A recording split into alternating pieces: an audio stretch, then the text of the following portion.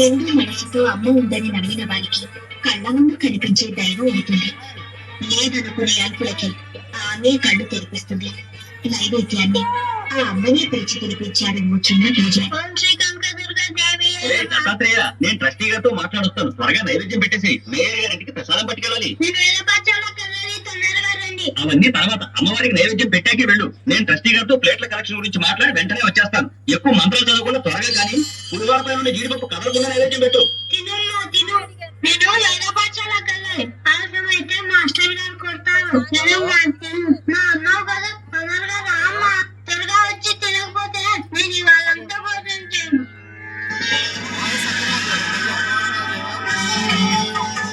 తినమ్మా, తెల్లారకుండా తిను. ఇవాళ సామవేదం చెప్తారు, ఆలస్యం అవుతుంది. తొందరగా తినమ్మా.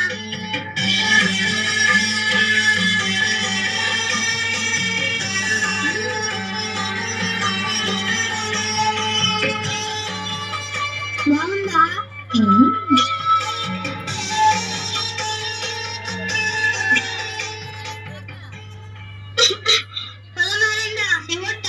ఉంటాడు.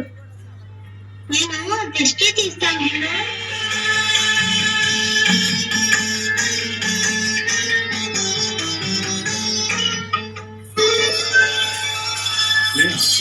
అవతల ప్రసాదం తీసుకెళ్ళాలి. ప్రసాదం లేదురా, విగ్రహం ప్రసాదం తింటవేంట్రా?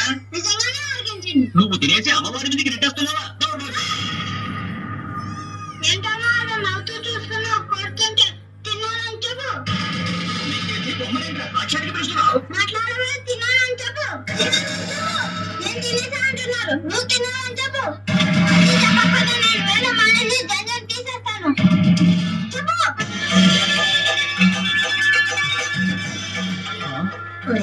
అమ్మని పులిహోర పెట్టి చెయ్యి కలవరం మర్చిపోయావేరా?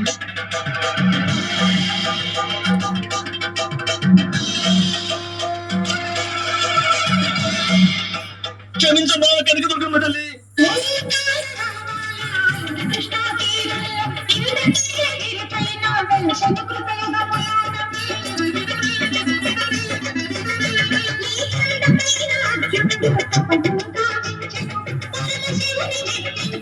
Thank you.